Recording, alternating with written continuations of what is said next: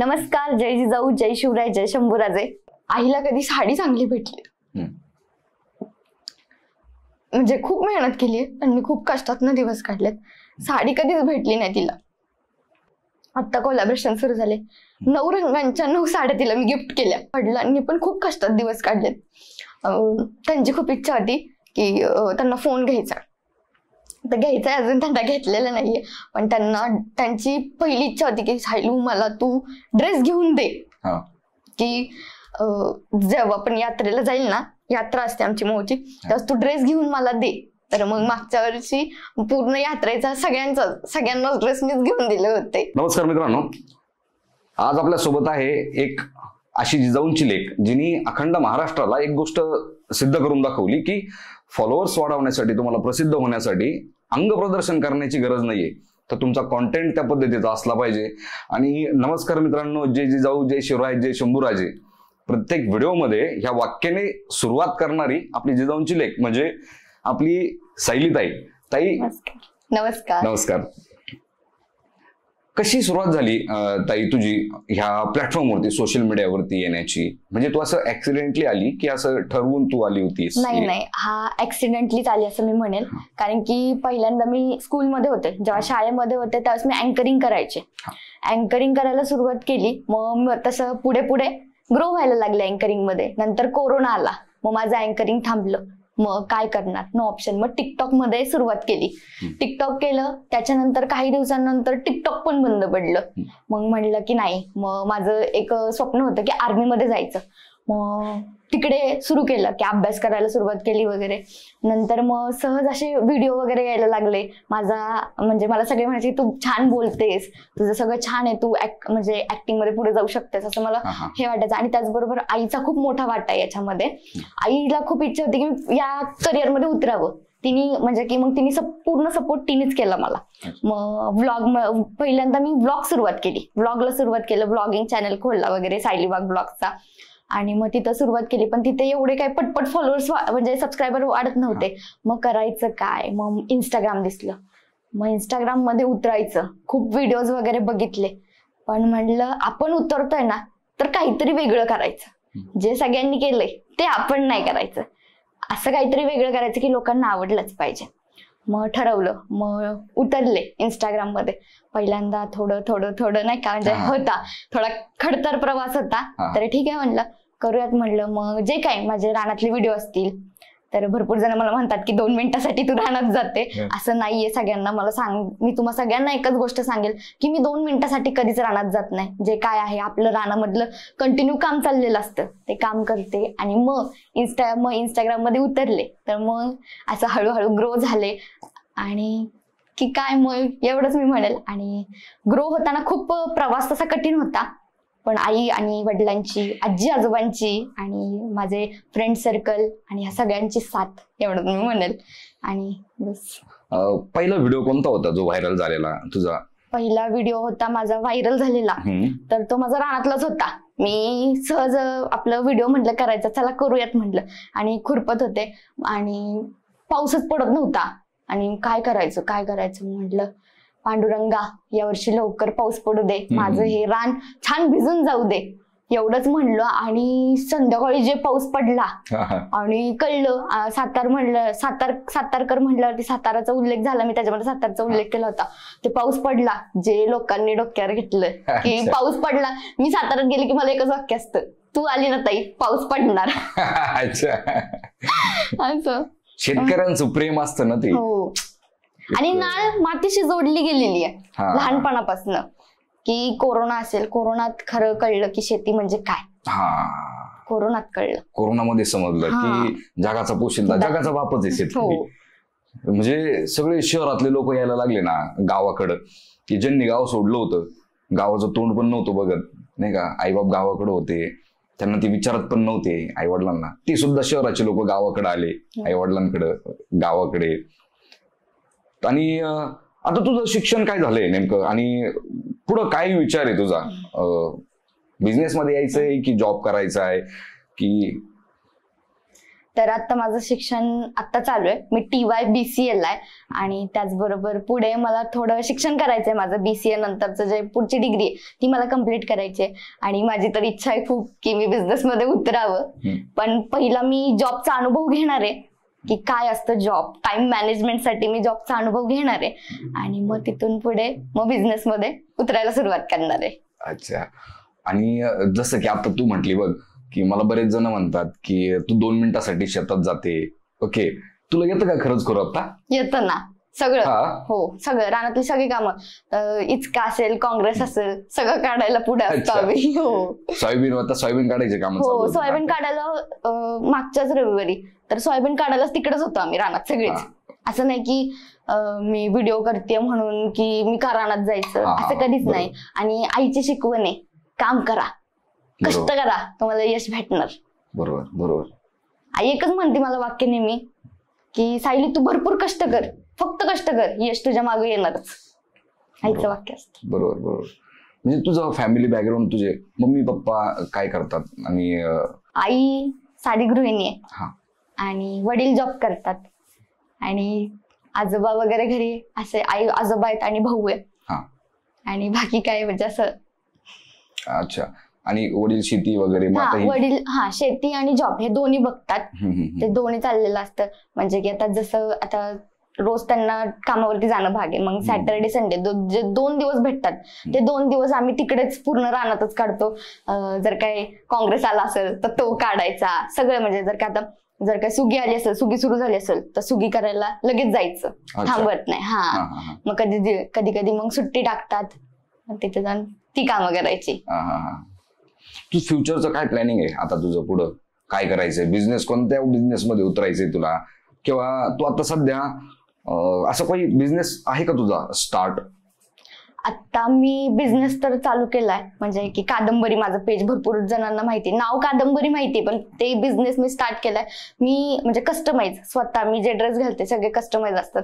ते दुसरं कोणी नाही, माझी आई शिवते.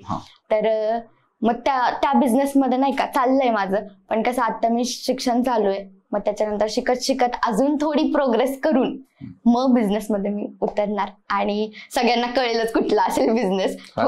थोडा काय सिक्रेट ठेवायचं असं म्हटलं तरी चालेल, पण थोडा वेळ घेऊन मी करणार त्या सगळ्या गोष्टी. पण मग आता सगळं हे कॉलेज, त्यानंतर फॅमिली, याच्या सगळ्यांमधून ब्लॉग वगैरे यासाठी वेळ मिळतो का?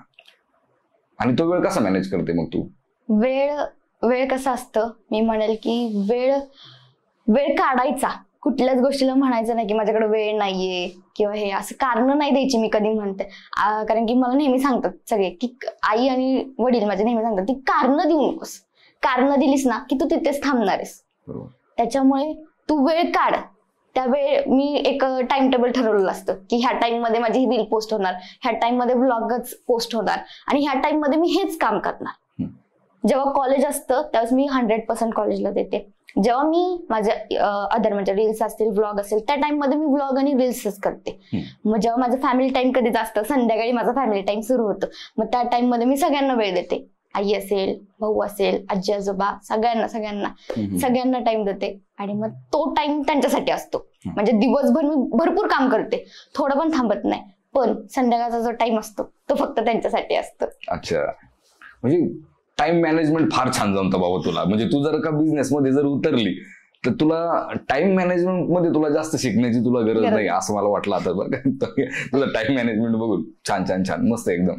आणि आता तुला काय वाटतं रे, सध्या बघ की मग ते हिंदी कॉन्टेंट क्रिएटर असतील, मराठी पण कॉन्टेंट क्रिएटर असतील, फॉलोअर्स वाढवण्यासाठी किंवा लाईक्स मिळवण्यासाठी अंग प्रदर्शन जेवढ्या जास्त प्रमाणात होतं, म्हणजे तू केलं नाही तरी पण तुझे फॉलोअर्स एवढ्या पटीमध्ये वाढले. फार सुंदर उदाहरण आहे ह्या महाराष्ट्रामध्ये. प्रत्येक मराठी मुलासाठी असो, मुलीसाठी असो, समाजासाठी असो, की फॉलोअर्स वाढवण्यासाठी तुम्हाला अंग प्रदर्शन करण्याची तुम्हाला गरज नाही, तुमच्यामध्ये स्किल पाहिजे. एक कोणतं तरी नीच पॉइंट पकडून तुम्हाला निघता आलं पाहिजे. याच्यावरती तुझं काय म्हणणं आहे? अंग प्रदर्शन आणि ह्या गोष्टी मी तुम्हाला सांगेल, म्हणजे की जे काही संस्कार झालेत ना ते घरातनं झालेत. लहानपणापासून घरात शिवजयंती होते, लहानपणापासून टिकली लावायची, कानातले घालायचेच, हे सगळं कंपल्सरी, म्हणजे कंपल्सरी नाही, ते बघितलं की आई आपलं असं करते मग आपण पण तसंच करायचं. आणि आईने शिकवलं, बाळा अर्धे कपडे कधी घालू नये म्हणायचे. आपली स्त्री असते ना ती पूर्ण झाकलेल्या कपड्यात असावी असं मला नाही. आणि अर्धे कपडे मला म्हणजे की मला कधीच असे, आता पण मी एवढं आहे मला कधी घालूच वाटले नाहीत. आहे ते फुल कपडे घालायचे. आणि मी म्हणेल की जे संस्कार असतात ना ते आई वडिलांनी खूप छान दिलेत. आजी आजोबा आई वडील सगळ्यांनी खूप छान दिलेत. त्याच्यामुळे हे जे माझा ड्रेस जो आहे, आणि तुम्ही म्हटला की तू फुल कपड्यांमध्ये म्हणजे जो माझा ड्रेसवरून की तू फेमस झाले सगळे अर्धे कपडे घालून, तर मी म्हणेल संस्कार आणि महाराजांचा आशीर्वाद. कारण की जे काय आहे ते महाराजांमुळे, महाराजांनी पण, महाराजच आपल्यासाठी खूप मोठं मोटिवेशन आहेत. बरोबर, खूप मोठं मोटिवेशन आहे. मी आता शिवचरित्र वाचतेय त्याच्यामध्ये पण बघतोय खरंच महाराज म्हणजे एक प्रेरणास्थान. बरोबर बरोबर बरोबर बरोबर. आणि हे एवढंच की आपली संस्कृती जपली पाहिजे. बाहेरचे लोक आपली संस्कृती शिकतात, आपण त्यांची का संस्कृती शिकणार? ते जर का आपल्या शिकतात तर आपण पण त्यांचं शिकलं. तर मी सगळ्यांना एकच सांगेल की तुम्ही म्हटलं की अर्धे कपडे, तर बाहेरचे जे करतात ते म्हणजे जे अर्धे कपडे घालतात ते न घालता आपण आपले जे आहे ना ते दाखवलं ना लोकांना खूप आवडतं, खूप म्हणजे खूप आवडतं. आणि आपले हे फुल कपडे, हे खरंच कठीण आहे की फुल कपडे घालून व्हायरल होणं. पण काय म्हणायचं, आई वडिलांची, आजी आजोबांची, सर्व देवांची सगळ्यांची कृपा म्हणायची. त्याच्यामुळं ज्यामध्ये तुझी कन्सिस्टन्सी पण आहे ना, त्यामध्ये सगळ्यांचं प्रेम आहे, सगळ्यांचे आशीर्वाद आहे, त्यासोबतच तुझी कन्सिस्टन्सी पण त्यामध्ये कामी आली. तू गोष्टींना म्हणतोय की तू वेगळ्या वेने घेतलं नाही, जसं की बाकीचे आज घेत आहे. आज रील स्टार म्हणजे हा शब्द मला एखादा रील स्टार म्हटलं तरी मला असं शिवी दिल्यासारखं वाटतं. मी सरळ म्हणतोय बाबा रील स्टार म्हणू नका बाबा तुम्ही, अजिबात नाही. तो शब्दच ते असं ऐकायला असं कसं तरी वाटायला लागलंय. पण काय होतंय की आता बरेच जण फेमस होत आहे, कोणी कोणत्या मार्गाने, कोणी कोणत्याने. पण तुझा जो कॉन्टेंट आहे ना तुझा, म्हणजे असं मातीशी जोडलेला आहे. आणि एवढं नाव असून सुद्धा अजूनही तुझे पाय जमिनीवरती, ही गोष्ट म्हणजे खरोखर फार मनाला भावून जाते माणसाच्या. आणि तू आता महाराजांचं कोणतं पुस्तक वाचते? शिवचरित्र वाचते महाराजांचं. अच्छा, तू हे वाचले वासी बेंद्रेंची कादंबरी आहे छत्रपती शिवाजी महाराज नावाची, 2 खंड आहेत त्याचे? नाही, ते नाही वाचलं. ते पण एकदा वाच. नक्कीच वाचेल. फक्त मी एवढंच सांगेल आपल्या युवा पिढीला, संस्कृती जपा, एवढंच म्हणेल. संस्कार आणि संस्कृती ही खूप महत्वाची गोष्ट आहे आपल्या आयुष्यामध्ये, ती पुढे नेते आपल्याला. बरोबर. ते जरी आपण अर्धे कपडे घालून होऊ, पण पूर्ण कपडे घालून आपली संस्कृती जपून, आपले जी काही नाळ मातीशी जोडली ना ती जपून पुढे गेलो ना, बरोबर, ते खरंच खूप भारी आहे. आणि तुम्ही दादा म्हटलं आता कॉन्टेंट, तर मी सांगेल की माझा आहे ना कॉन्टेंट नाहीये, जे रोज माझ्या आयुष्यात घडतं तेच मी दाखवते. ते रील नाही, ते रिअल आहे. हा बरोबर, ते रील नाही, ते रिअल आहे. आता मी रानात जाते, तो माझा कॉन्टेंट अजिबात नसतं. जे मी काम करते तू जे काम करते त्याच्यात कॅमेरा ऑन करते. तू कुठं फिरायला गेले, कॅमेरा ऑन केला, ओके मी आज इकडे आले, मी असा व्लॉग केलाय. तू शेतीमध्ये गेले, तू खुरपून घेते, खुरपून घेताना. मी पण शेतकरी, मी पण शेतकऱ्याचा मुलगा आहे. मी पण हे सगळे कामं केलेले आहेत. सगळे काँग्रेस काढण्यापासून, कांदे लावण्यापासून, कांदे काढण्यापर्यंत, फवारे मारणे, मटेरियल टाकणे, बाकीचे सगळे कामं केली. त्यामुळे मला ते गोष्टीचा मला फार चांगल्यामध्ये जवळ नाही का. आणि आता शिवचरित्र किती झालं तुझं वाचून? आता तरी महाराजांचं बालपणच चालू आहे. म्हणजे की मी खूप म्हणजे कसं कॉलेजमुळे मला जमत नाही, कॉलेजचा टाइम, परत हे व्हिडिओ चाललेले असतात कंटिन्यू, मग थोडी घरातली पण काम आहेत. असं नाही की तेवढंच करते, आईला पण मदत करणं, कारण की आईवर पण खूप लोड असतो ना, मग त्यामुळे ती मदत करणं, त्याच्यामुळे मला एवढं पॉसिबल नाही. आणि रात्रीचा वेळ जो असतो ना माझा, रात्रीच्या 3-3 वाजेपर्यंत मी माझ्या असाइनमेंटच कम्प्लीट करत असते. रात्री म्हणजे मी अभ्यास करते पूर्ण, रात्रीचा टाइम माझा अभ्यासासाठी असतो. दिवसभर मग मी ही कामं करते आपली बाकीची, रील, व्हिडिओ, कुठे कोलॅबरेशन आले आपले ते करते. तुझं बालपण कुठं गेलं तुझं? आणि बालपणीचं शिक्षण म्हणजे शालेय शिक्षण तुझं कुठं झालं? बालपण माझं पुण्यातच गेलं तसं, म्हणजे की वडील जॉबला असल्यामुळे इथे पुण्यातच. आणि शिक्षण माझं महर्षी कर्वे स्त्री शिक्षण संस्था या शाखेमध्ये, या शाळेमध्ये माझं शिक्षण झालं. तर खरं तुम्हाला सांगायला गेलं ना, आज जी ही तुमची सायलीताई जी उभी आहे, तर त्या शाळेने खूप सपोर्ट केलाय. तिथले शिक्षक असतील, माझे शिक्षक आहेत की ज्यांनी मला अँकरिंग मध्ये पुढे, नाही का, मी म्हणायचे की नको नको मी नाही करणार, पण ते म्हणायचे तू कर, तू करणार आणि तू यशस्वी होणार. आणि त्यांचं खूप मला हे असायचं. माझं त्यावेळेसचं नाटक होतं दादा, की मुलगी झाली हो, त्यावेळेस खूप चाललं होतं की मुलींना, म्हणजे नाही का, मुलींना काय म्हणतात, होऊन देत नव्हते किंवा मुलींचं खूप मुलगा पाहिजे ही गोष्ट, बरोबर, मुलगी झाली की आनंद नव्हता. ह्या गोष्टी मला मग कळल्या. नंतर मग मी नाटक लिहिलं, म्हणजे थोडं ताईंची पण मदत होते. माझ्या शाळेत ताई म्हणायचं आम्ही शिक्षकांना, तर ताईंची पण मदत होती. ताईंनी लिहिलं. अर्ध्या कॉन्सेप्ट माझ्या होत्या की ताई आपण हे असं करूयात. मग ते कॉन्सेप्ट करून ते मुलगी झाली हो नाटक केलं. मग त्याच्यानंतर मग मी नाटकात शिरले. नाटकामधून मग अँकरिंग करायला सुरुवात केली. अँकरिंग मध्ये मला खूप आवड निर्माण झाली की नाही आपल्याला खूप आवडतं. मग शाळेचं अँकरिंग, मग शाळांच्या आमच्या खूप शाखा आहेत, तर मग त्या शाखांमध्ये बोलवायला लागले की तुम्ही या, तू ये सायली. मग शाखांमध्ये जाऊन जाऊन माझा अजून थोडा कॉन्फिडन्स लेवल वाढला. मग नंतर थोड्या दिवसांनंतर मग थोडे आमच्या घराच्या शेजारचे कार्यक्रम असं करत करत थोडंसं मग असं शाळा तिथेच पुण्यातच झाले. कॉलेजला पण आता पुण्यातच आहे. म्हणजे सगळं बालपण शिक्षण तसं पुण्यात. फक्त सुट्टी पडली, ज्या दिवशी सुट्टी पडली की त्या दिवशी दुसऱ्या दिवशी लगेच गावाला.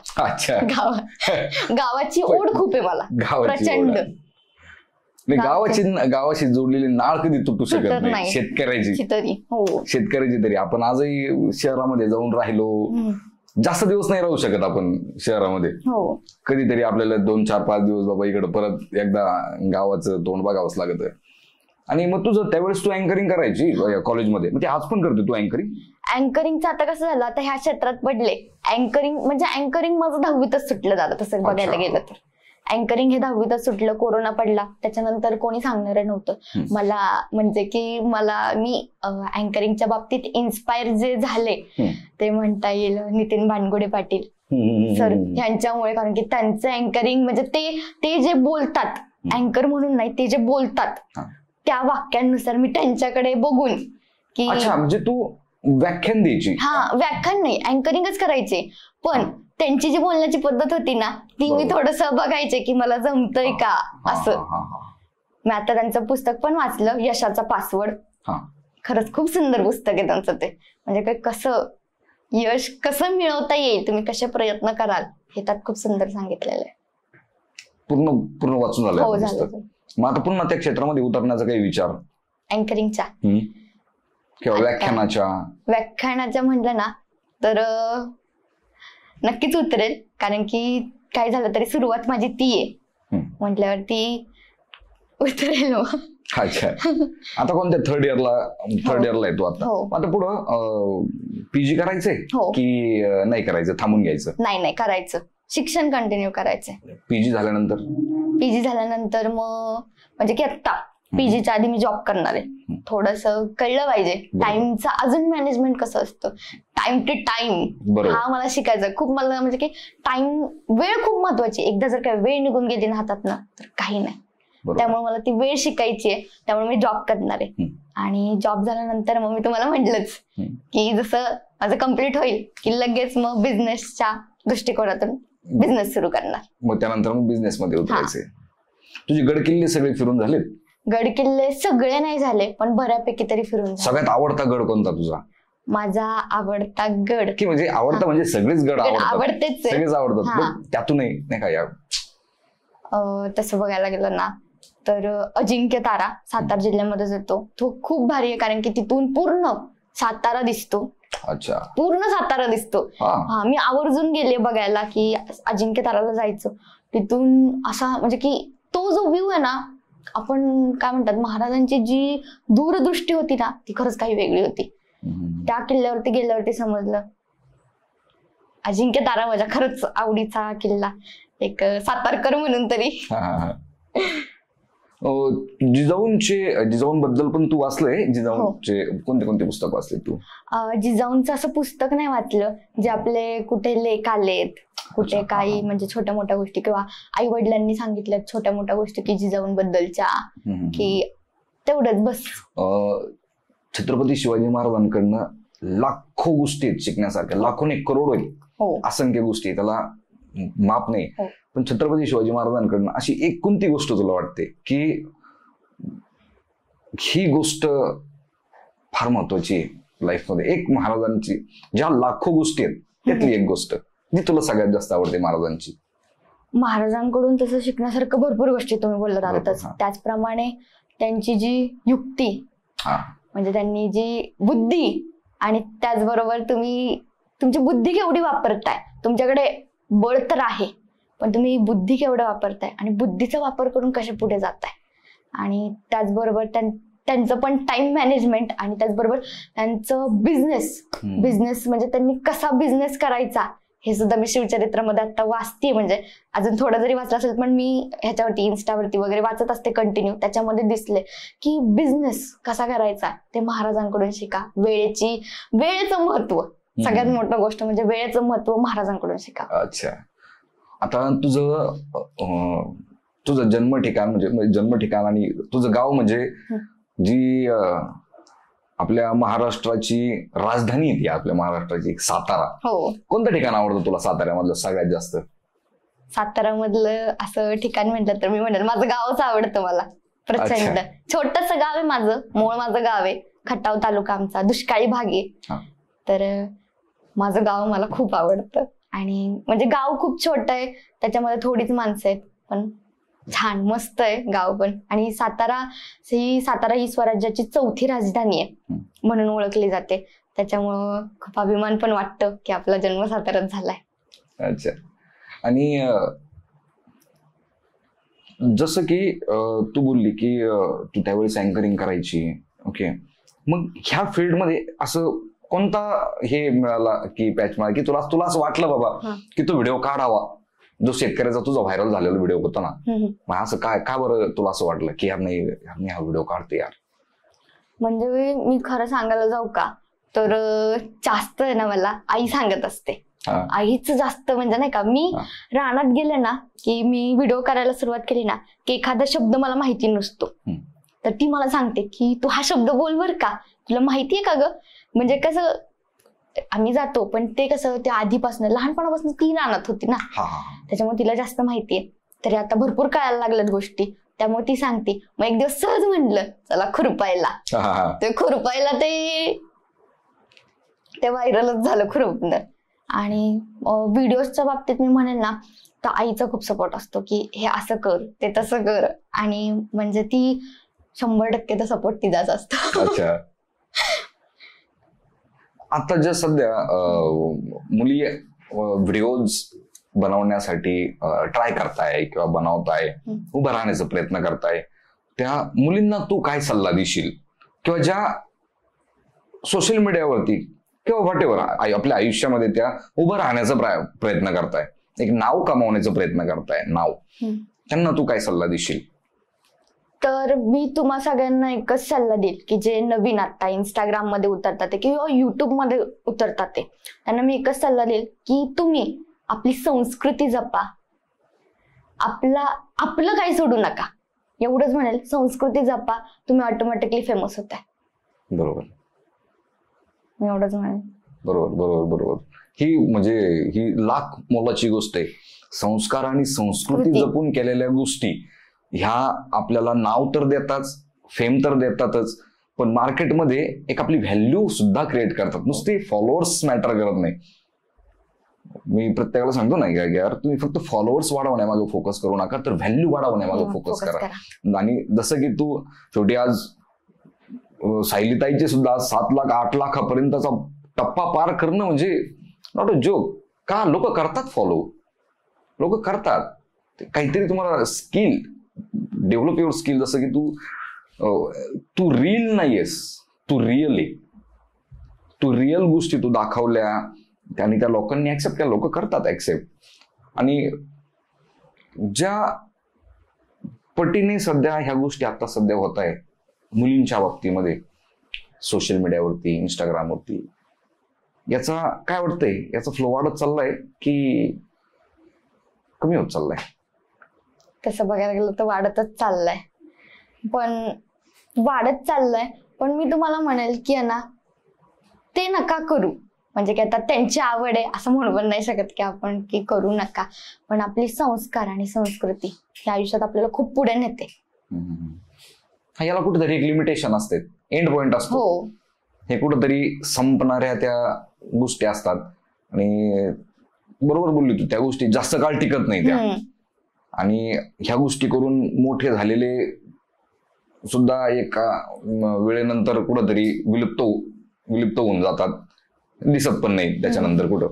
आता तू जे व्लॉग्स जे बनवते युट्यूब वरती, युट्यूब चॅनल काय नाव आहे तुझं युट्यूबचं? सायली वाघ व्लॉग्स म्हणून पण आहेत. सायली वाघ व्लॉग्स. तर मी खाली मेन्शन करतोय, तर ताईच्या चॅनलला सबस्क्राईब करायला कोणी विसरू नका. आणि दुसरं कोणतं आहे अजून? मराठमोळी कादंबरी. मराठमोळी कादंबरी. सायली वाघ व्लॉग्स आणि मराठमोळी कादंबरी हे ताईचे 2 युट्यूब चॅनल्स आहेत. तर ताईला, आपल्या जिजाऊंच्या लेकीला आपल्याला सपोर्ट करायचा आहे. तर आपला पॉडकास्ट आपला सुरू होण्याच्या अगोदर आपली ह्या विषयावरती एक चर्चा झाली होती की तुझ्या वडिलांचा संघर्ष तुम्हाला मोठा करण्यात काय होता तो किस्सा आणि काय होत्या त्या गोष्टी? म्हणजे की तसं बघायला गेलं ना तर मी सर्वसामान्य घरातली मुलगी. तर नेहमी म्हणजे छान, म्हणजे सगळं व्यवस्थित आपलं नॉर्मल चाललं होतं. आणि 3रीत असताना असं झालं की वडील अचानक आले घरी आणि त्यांना धाप लागली आणि ते डायरेक्ट असे येऊन बेडवरती पडले. आम्हाला कोणाला समजलं नाही काय, आणि काय करायचं. मग घरीच थांबलो की नाही. मग डॉक्टरकडे गेलो, आमचे फॅमिली डॉक्टर, त्यांच्याकडे गेलो. ते बोलले की काहीतरी वेगळं वाटतंय मला, हार्टच्या विषयी वाटतंय. मग आमच्या सगळ्यांच्या पायाखालची जमीन सरकली दादा. तर मग गेलो, मोठ्या दवाखान्यामध्ये गेलो वगैरे, बघितलं तर सांगितलं की 4 ब्लॉकेज आहेत वडिलांना. 4 ब्लॉकेज आहेत. सांगितलं की या ठेवा 2 लाख रुपये. डायरेक्ट सांगितलं की 2 लाख रुपये ठेवा. तर आम्ही 3रीला, म्हणजे मी खूप छोटे होते, की तो 2 लाख रुपये ठेवा. आईला प्रश्न पडला 2 लाख रुपये आणायचे कुठून? त्यावेळेस एवढे पैसे नव्हते. मग त्यावेळेस जी कंडिशन होती, 2 लाख रुपये ठेवायचे कुठनं, आणायचे कुठनं. मग सगळ्यांकडून गोळा करत ठेवले की नाही का. मग आईने तिचं सोनं म्हणाल सगळं तिने हे केलं आणि वडिलांच्या ऑपरेशनसाठी. आणि एक मोमेंट असा आला दादा की घरामध्ये की लिटरली सिलेंडर आला होता पण पैसे नव्हते द्यायला. अच्छा. की करायचं काय आता. आणि आई जेवण बनवायची वगैरे, पण नंतर असं झालं की मग ती जेवण बनवायची नाही कारण की तिला दवाखान्यात जायला लागायचं.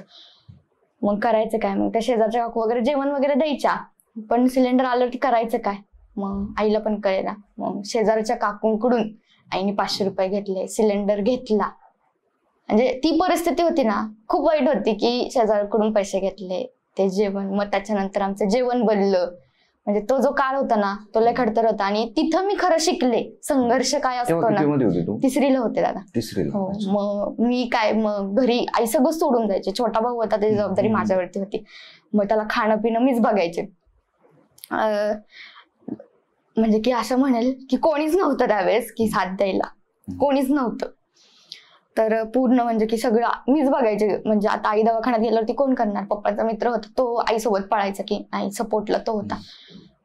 लिटरली दादा की आपला टेबल राहतो ना, स्टूल किंवा खुर्ची, त्याच्यावरती चढायचे आणि मग भांडी घासायचे, भात गरम करत कुठे, मग भावाला चार, कपडे धुवायचे, फरशी पुसायचं, सगळं. म्हणजे नाही का, तो जो संघर्ष होता ना तो खूप, त्यावेळेपासून कळलं की संघर्ष म्हणजे काय, की 1-1 रुपया कसा हे करायचा. आणि त्यावेळेस कळलं की आपली माणसं कोण, हे खरं खूप समजलं त्यावेळेस. बरोबर.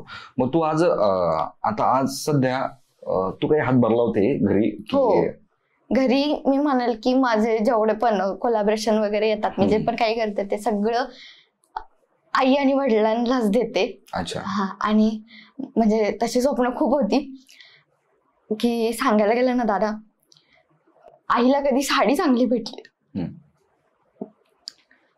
म्हणजे खूप मेहनत केली पण मी खूप कष्टातनं दिवस काढलेत, साडी कधीच भेटली नाही तिला. आता कोलॅबरेशन सुरू झाले, 9 रंगांच्या 9 साड्या तिला मी गिफ्ट केल्या. अच्छा. की नाही म्हटलं, तिला म्हटलं की नाही, ठरवलं होतं की आईसाठी आणि वडिलांसाठी करायचं. आणि वडिलांनी पण खूप कष्टात दिवस काढलेत. त्यांची खूप इच्छा होती की त्यांना फोन घ्यायचा, तर घ्यायचंय, अजून त्यांना घेतलेलं नाहीये. पण त्यांना त्यांची पहिली इच्छा होती की सायलू मला तू ड्रेस घेऊन दे, की जेव्हा पण यात्रेला जाईल ना, यात्रा असते आमची मोठी, तेव्हा तू ड्रेस घेऊन मला दे. तर मग मागच्या वर्षी पूर्ण यात्रेचा सगळ्यांना ड्रेस मीच घेऊन दिले होते. सगळ्यांना? हा, सगळ्यांना. तो खूप म्हणजे त्यांना खूप प्राऊड फील झालं. जसं मी इंस्टाग्राम मध्ये गेले आणि नावं खूप ठेवली दादा, प्रचंड नावं ठेवली. कोणी म्हणजे सगळेच, कोणी असं नाहीच की नावं ठेवली नाही. सगळ्यांनी की लिटरली पप्पांना म्हणजे माझ्या वडिलांना सुद्धा म्हणले की काय संतोष, काय करते तुझी मुलगी, असे म्हटले. तर त्यावेळेस खूप वाईट वाटलं होतं की आपल्या वडिलांना असं का म्हणतात. पण आज तीच लोक मला त्यांच्या ओपनिंगला बोलवतात. जाते का मग तू? जाते का, आता काय बोलायचं. तर म्हणजे की तो म्हणजे नाही का खूप नावं ठेवलेत, खूप संघर्षातनं उभी राहिली. म्हणजे की असं डायरेक्ट कुठलीच गोष्ट भेटत नाही, लय कष्ट करावं लागतात, खूप संघर्ष करावा लागतो, त्यावेळेस आपण एवढा वरती पोहोचतो, मी असं म्हणेल. आणि आई वडिलांनी खूप प्रचंड कष्टात दिवस काढलेत. म्हणजे की आम्ही लहान असताना मी बघितले, वडील सकाळी जायचे ते रात्री यायचे, कधी कधी भेट पण नव्हती होत आमची त्यांची. की का होत नाही त्यावेळेस कळत नव्हतं. जसं जसं मोठं व्हायला लागलो तेव्हा कळलं की अरे बापरे, वडील आपले एवढे कष्ट घालतात, याला संघर्ष म्हणतात. नंतर कळायला लागलं. आता ठरवलं की जे काय करायचं ना ते त्यांच्यासाठी करायचं. ती वाली मुवमेंट काय होती ज्या दिवशी तू तुझ्या मम्मीला सगळ्यात पहिली तुझ्या पैशांची साडी आणून दिली? म्हणजे की काय शब्द होते तुझ्या मम्मीचे त्यावेळेस? तो व्हिडिओ पण आहे आपल्या इंस्टाग्रामला. अच्छा, हो आहे. लिटरली ती रडलीच. 9 साड्या जसं बघितल्या ना तिने 9 रंगांच्या, ती रडलीच. म्हणजे की आता पण काही काही गोष्टी असतात तिला की नाही का तिला घ्यायच्या असतात, म्हणजे मला सांगत नाही की मी लगेच ते म्हणणार नाही. मग त्या ज्या 9 रंगाच्या साड्या मी घेतल्या होत्या ना, लिटरली ती एवढी रडली की तो क्षण आहे ना म्हणजे माझ्यासाठी खूप मोठा क्षण होता की मी आज काहीतरी कमवलं, मी केलं, ह्याचा खूप मोठा अभिमान वाटतो मला. अरे, आणि आता पप्पांना मोबाईल गिफ्ट करायचा आहे तुला, कोणता करणार आहे? त्यांची खूप इच्छा आहे आयफोनच त्यांना पाहिजे. ते खूप दिवसापासून म्हणतात की आयफोन घ्यायचा. पण कसं म्हणजे काही अप अँड डाऊन्स राहतात थोडं. म्हणजे भावाची पण जबाबदारी, त्याचा पण अभ्यास वगैरे ते सगळं असतं आणि थोडस घरात पण हातभार लावते, त्याच्यामुळे घ्यायचा पण घेणार. अच्छा, भाऊ किती मध्ये येतो? तो आता आहे 9वी ला. 9वी मध्ये आता. त्याची सुद्धा जबाबदारी आहे, इतर गृहिणी आहे. ओके. नाही, शेतकरी फॅमिलीमध्ये स्ट्रगल कसं असतं ना, मी बोललो मला चांगलं, मला ते जवळून बघितलंय मी ते. आणि मग आता कधीचा प्लॅन आहे पप्पांना मोबाईल गिफ्ट करण्याचा? आता बघू ना, त्यांना मी म्हणजे हे गोष्ट सांगणारच नव्हते, त्यांच्यासाठी खूप मोठं सरप्राईज होतं हे. पण ठीक आहे, अजून आपल्या पॉडकास्ट पण लवकरच देणार त्यांना आयफोन गिफ्ट, लवकरच करणार. कारण की खूप इच्छा आहे त्यांची आयफोन वापरायची. कारण की ते पण म्हणजे नाही का खूप कष्टातनं दिवस काढलेत. असं कधीच कुठलीच गोष्ट म्हणले नाही, म्हणजे कधीच त्यांनी म्हणजे कधीच त्यांनी आम्हाला ना 1 रुपयाचं सुद्धा कमी भाषण दिले नाही कुठल्याच गोष्टीसाठी. ड्रेस असेल किंवा कधी शाळेमध्ये मला ही स्पर्धा आहे, मला तिथे भाग घ्यायचा आहे, मग तिथं फी असायची ना, काय 100 रुपये 250 रुपये काय असेल ते, कधीच नाही. एक वेळेस त्यांनी त्यांचं मरण केलंय, पण आमच्यासाठी त्यांनी हे केलंय. म्हणजे तो त्यांचा संघर्ष आई वडिलांच्या संघर्षातून मी घडले. बरोबर. आणि आज तुला असं वाटतंय की बाबा आज तुझे दिवस आले, हो, तर मग तुझं कर्तव्य आहे ते, माझं कर्तव्य त्यांच्यासाठी करणं, आणि केलंच पाहिजे. कारण आई बापा इतकं जगात फक्त आईबाप सोडले तर जो व्यक्ती तुमच्या सोबत कनेक्ट होणार आहे तो कधी ना कधी तुमचा, म्हणजे आईबाप सोडले तर दुसरं कोण नाही आयुष्यामध्ये. मी आणि आपली ही जी युवा पिढी आहे ना, त्यांना खरंच सांगेल, तुम्ही आई वडिलांचा आदर आणि त्यांचा आशीर्वाद घ्या. त्यांना आयुष्यात काहीच, म्हणजे तुम्ही जोपर्यंत कष्ट करताय ना तोपर्यंत काहीच कमी पडून देऊ नका. तुमच्या बरोबर यश हे कायम असणार, आणि तुम्हाला आयुष्यात काहीच कमी पडणार नाही. तुम्ही जर त्यांच्यासाठी करताय ना, तुम्हाला काहीच कमी पडणार नाही. बरोबर. म्हणजे की मी ही गोष्ट पण मी माझ्या आई वडिलांकडून शिकली. कारण की माझे वडील आज माझ्या आजोबा एका जागेवरती असतात, त्यांची एवढी सेवा करतात प्रचंड वरती.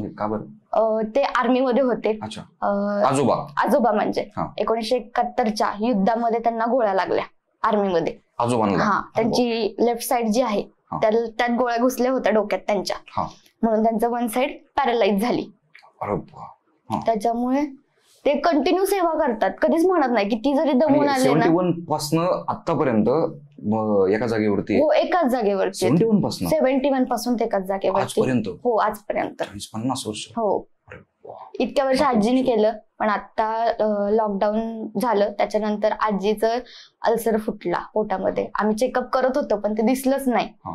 मग अल्सर फुटला, आजीचं एक्सपायर झालं. आज जे काही कादंबरी जे नाव आहे ते तिने ठेवलेलं आहे आणि तिचं नाव पुढे न्यायचंय म्हणून मी हे कादंबरी नाव मी पुढे टाकताना असं टाकते, सायली सीमा संतोष वाघ आणि कादंबरी. अच्छा. आज मग तेव्हापासून आजोबा जागेवरती. मग आजोबांचं आई वडील दोघं पण खूप प्रेमाने करतात. म्हणजे मग त्यातूनच मी शिकले की आई वडिलांचा आदर करा, तुम्हाला आयुष्यात काहीच कमी पडणार नाही. आतापर्यंत इंस्टाग्रामवरती जेवढे बरेच काही रील स्टार्स आहेत जे गेमिंगचं प्रमोशन वगैरे करतायत, तसेवाली प्रमोशन मग तुला येत आहे का? किंवा तुझ्या आयडीवरती अजून मला दिसलं नाही गेमिंगचं प्रमोशन करताना. ते कोणते पण असेल ते गेमिंग ऍप्लिकेशन, पैसे लावा आणि हे करा ते करा, मग मला तुझ्या आयडीवरती आतापर्यंत एक पण दिसलं नाही का? मला रोज तुम्हाला सांगू दादा एवढे मेल असतात ना की करा ना करा, तुम्हाला एवढे पैसे तेवढे पैसे. आपल्या घरात एकच संस्कार आहेत, कुणाला फसवायचं नाही. कारण की माझ्या डोळ्यांनी बघितलंय, माझ्या वडिलांना फसवलंय, त्याच्यामुळे मी ठरवलंय आणि माझ्या वडिलांनी सांगितलंय कधीच कुणाला सुद्धा 1 रुपयाला सुद्धा फसवायचं नाही. कर्म आहेत शेवटी इथंच फिरून येणार आहे. आणि बिटकॉइन अनइझी याच्यात मी भरपूर पैसे कमवू शकले असते, भरपूर खूप पैसे आहेत त्याच्यामध्ये, खूप देतात की तुम्ही करा म्हणून. पण माझं सगळं जे इंस्टाग्रामवरचे माझे जे फॉलोअर्स नाही म्हणता येणार, ती माझी फॅमिली आहे आणि ती माझी देव माणसं आहेत मी असं म्हणेन. तर त्या देव माणसांना ना मला फसवायचं नाहीये, कारण की सामान्य कुटुंबातून आहेत, छोटे छोटे मध्यमवर्गीय सामान्य कुटुंब आणि त्याचबरोबर शेतकरी घरातले. आणि त्यांनी जर काही लिंक दाबली आणि क्लिक केलं आणि त्यांचे पैसे गेले तर म्हणजे तो खूप मोठा माझ्या मनाला गिल्ट असेल की मी आज हे जे काही केलं ते एका क्षणात मी घालवलं. की त्यांच्या कुठल्याही गोष्टीला मी आज जे काही दाखवते ते सगळ्यात चांगल्या गोष्टी की तुम्हाला फायदा कशातून होईल ते दाखवत असते. की मला असं कधीच कोणाला दाखवायचं नाही की ते फसवतात, ते तुम्ही ते करा आणि त्यातनं तुम्हाला 10 रुपये दिले की तुम्हाला 100 रुपये भेटतील, हे मला चुकीचं कधीच सांगायचं ना लोकांना. त्या गोष्टीला मला बळी पण पडून द्यायचं नाहीये. म्हणजे जे काय आहे ना, कष्ट करून जेवढं तुम्ही कष्ट कराल ना तेवढं तुम्हाला यश आहे. आणि मी म्हणेल लोकांना मी एवढंच सांगेल, कधीच कुणाला फसवू नका. कर्म आहेत शेवटी, इथंच फिरून येतात. आणि सगळ्यात मोठा किस्सा म्हणजे की माझ्याच वडिलांना खूप घाण फसवले. हा, त्याच्यामुळे ते जे फसवलंय ना त्याच्यामुळे मी म्हणलं की नाही, आपण नाही कधी कोणाला फसवायचं. आणि माझे वडील एवढं खरंच खूप साधा माणूस आहे की सगळ्यांना म्हणतात कधीच कोणाला फसवलं नाही, 1 रुपयाला पण कधीच कोणाला फसवलं नाही. आणि आज ज्यांनी कोणी फसवलंय त्यांना तो त्यांचं कर्म आहे शेवटी, ते त्यांना फेडावंच लागणार आहे कधी ना कधी. बरोबर. तर मी सगळ्यांना सांगेल की तुम्हाला जरी लिंक दिसली, सांगेल लिंक टॅप करा आणि करा, खरंच करू नका. हात जोडून सांगते, त्यात तुमचे पैसे जाणार आहेत. आणि महत्वाचं म्हणजे या त्या ट्रेडिंग वाल्यांना तर तुम्ही अजिबात एंटरटेन करू नका बाबा. ते तर सगळ्यात फ्रॉड माणसं आहेत ट्रेडिंग वाले. कोणते काय 1000 लावा, ते ट्रेडिंगचे पेजेस असतात. ट्रेडिंग म्हणजे शेअर मार्केट वाली ट्रेडिंग नाही बरं का, मी त्याच्याबद्दल नाही बोलत आहे. ते नाही का 1000 तुम्ही लावा, त्याच्यानंतर मग 1000 लावल्यानंतर 2 तासात तुम्हाला लगेच 3000 भेटणार, 5000 लावले का 15000 भेटणार. हे मित्रांनो इथं टोटल हा 100 नाही 1,00,000% हा फ्रॉड आहे. ह्या ट्रेडिंग वगैरेच्या अजिबात नादी लागू नका. माझं म्हणणं एवढंच आहे की लोकांनी चुकीच्या ह्याला जाऊ नये, चुकीच्या गोष्टींना नाही का प्रोत्साहन देऊ, म्हणजे प्रोत्साहन करूच नाही आणि त्या ह्याच्यामध्ये पडूच नाही. एवढंच गोष्ट नाही. आणि आपले संस्कार कुठे विसरू नका. आपली संस्कृती, महाराजांनी एवढे सुंदर संस्कार दिलेत आपल्याला, सगळं दिलंय. एवढी सुंदर काय म्हणतात, सगळे जे अर्धे कपडे घालतात ना, मी त्यांना एवढं सांगेल की आपल्याला एवढा निसर्ग आणि महाराजांचे संस्कार एवढे छान आहेत ना, ते जपा. सगळ्यात आवडतं ठिकाण कोणतं आहे तुझं फिरण्यासाठीचं? फिरण्यासाठी माझं आवडतं ठिकाण आहे ना तसं सगळे गड किल्ले. अच्छा, महाराष्ट्रातलं आणि भारतातलं की जिथं तुला जायचंय, नाही का आपलं एक असतं ना की एकदा जायचंय तिथं? वाघा बॉर्डरला. आणि देश जर म्हटलं तर कोणता देश तुला जायचंय त्या तुला देशामध्ये, एकदा फिरून यायचंय त्या देशामध्ये? तसं देश म्हटला तर दुबई. दुबई. अच्छा. कारण की प्रत्येकाला दुबईला जायचं जायचंच असतं प्रत्येकाला. मला पण तसंच दुबईला जायचंय, कारण की माझ्या वडिलांना खूप दुबई आवडती. त्यांचं म्हणणं की तू एकदा तरी दुबईला जा, काय दुबई बघ. पण मी एकटी नाही जाणार, त्यांना सगळ्यांना घेऊन जाणार, फॅमिलीला घेऊन जाणार सगळ्यांना. अच्छा, हे छान वाटलं. किंवा एकटी नाही, फॅमिलीला पप्पांना घेऊन जाणार. हो. मी आता जे काही जी तुमची सायली ताई तुम्हाला इथं जी अशी दादांसमोर बोलताना किंवा ती जेवढे फॉलोअर्स हे सगळं दिसतंय ना, ते फक्त माझ्या आजी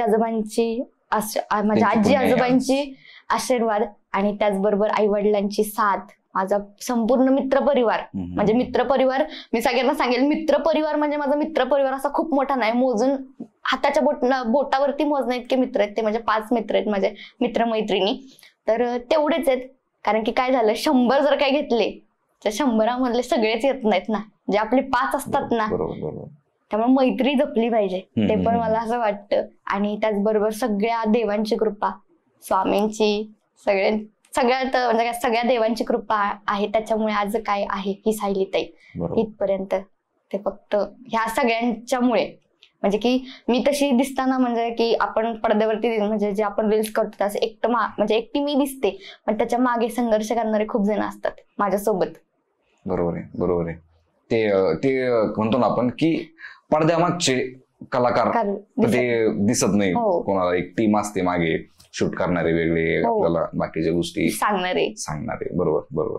आणि म्हणजे की माझे मित्र आहेत ना, खरंच मी म्हणेल मित्रमैत्रिणी जे पण आहेत त्यांनी खूप सपोर्ट केलाय. म्हणजे की माझा प्रवास तसं सांगायला गेलं ना तर रेडमीच्या फोन पासून सुरुवात झाली.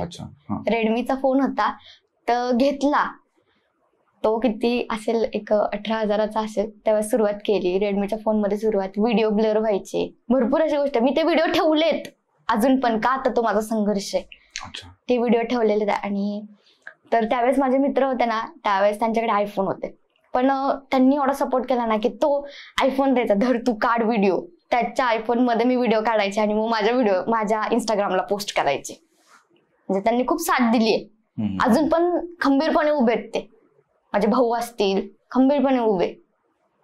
रेडमीच्या फोन पासून सुरुवात आहे. रेडमी फोन आहे तुझ्याकडे? आज आहे ना 16 प्रो आहे. अच्छा.